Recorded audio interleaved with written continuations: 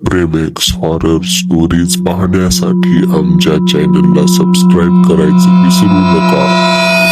तर मित्रांनो, अमावस्याची वेळ अमावस्या होती, म्हणजे की जसं एकादशी असते ना त्याप्रमाणे होती. पण ही गावाकडची वेळ अमावस्या होती. शहरामधल्या लोकांना याच्याबद्दल थोडंसं कमी माहिती होतं, तरी पण बरेचसे शहरातले लोक म्हणजे जे पाहुणे राहुळे असतात ते गावामध्ये शेतामध्ये येत असत वेळ अमावस्याला जेवण करण्यासाठी खास तर. पण एक गाव होतं, त्याचं नाव कवठाकेज. त्या गावामध्ये काहीतरी असं होतं जी वेळ अमावस्याच्या रात्री घडत होतं.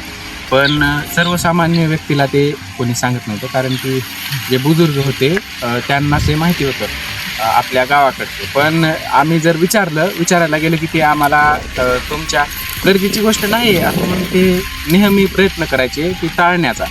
पण एक दिवशी प्रणव आणि आदित्य हे दोघं मित्र होते. वेळ अमावस्या होती, संपूर्ण दिवस निघून गेला.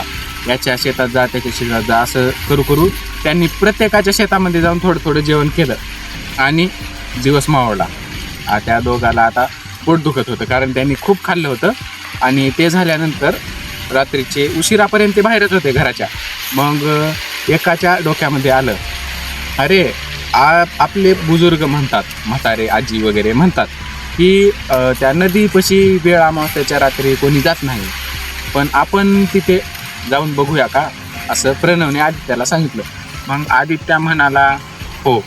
दोघेही खोडकर होते आणि गावामध्ये जर कोणाचं जरी भांडणं किंवा काही जरी कुटाणा झाला, आधी प्रणव आणि आदित्याला पकडायचे, कारण त्यांच्यापेक्षा मस्तीखोर गावात कुणी नव्हतं. मग दोघांचं ठरलं जायचं. ते निघाले हळूहळू. चांदण्या रात्रीला वाटेमध्ये पाऊल वाट होती, निघाले.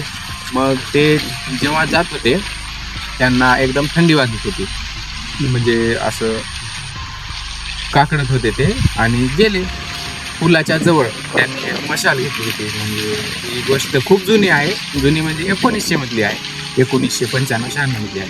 मग तेव्हा ते टॉर्च वगैरे तेवढे काय नव्हते, मशालच होती. मशाल घेतली हातात, गेलते पुलावर गेले. पण पुलावर त्यांना पाणी खूप शांत दिसलं. मग त्यापैकी एकाला वाटलं की अरे चल पोहूया नदीमध्ये जाऊन. मग हो, दोघे बी तयार.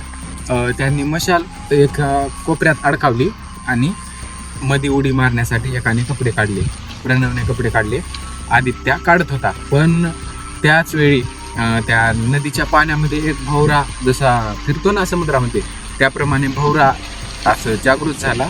म्हणजे अचानकपणे जसं ते VFX प्रकट होते ना त्याप्रमाणे. मग त्याच्यामधून एक हात वर येत होता. मग ह्या दोघांनी पाहिलं, पण फक्त प्रणवने पाहिलं, आदित्याने भोवरा पाहिला, हात त्याला दिसला नाही. मग हात मध्ये गेला. प्रणव घाबरला. आदित्य म्हणला अरे टाकना उडी, भोवरा आहे, काय होत नाही.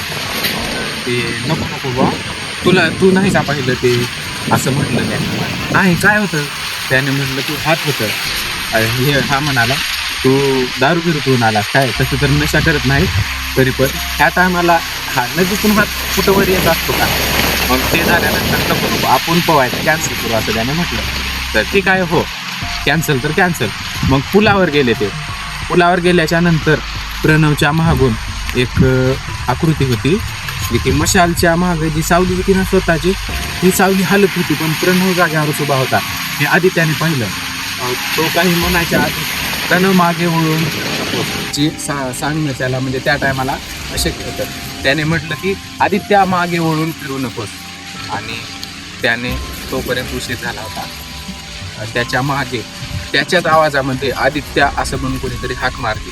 तेवढं होताच त्याला धक्का दिला गेला, म्हणजे तो पाण्यामध्ये पडला आदित्य. पण सकाळी दुसऱ्या दिवशी फक्त प्रणवची बॉडी तिथे सापडली. त्याचे डोळे उघडे होते, पण एकदम खोल होते, म्हणजे की डोळे गायब होते. आणि आदित्य ज्याला नदीमध्ये फेकलं होतं तो तिथे कधीच सापडला नाही. असं म्हणतात की आजही तिथे म्हणजे रात्री कोणी जात नाही, आणि खास तर वेळ अमावस्याच्या रात्री तिथे जाणं प्रत्येकजण असं टाळतात, म्हणजे संध्याकाळी 6 वाजल्याच्या नंतर सुद्धा टाळतात. तर मित्रांनो, ही गोष्ट आम्हाला आमच्या एका सबस्क्रायबरने सांगितली होती. तुमच्याजवळ देखील अशी एखादी स्टोरी असेल, म्हणजे तुम्ही बनवलेली असेल किंवा ऐकलेली असेल, मला तुम्ही इंस्टाग्राममध्ये सेंड करू शकता आणि तुमची देखील स्टोरी पब्लिक केली जाईल. प्रेमेक्स हॉरर स्टोरीज पाहण्यासाठी आमच्या चॅनलला सबस्क्राईब करायचं विसरू नका.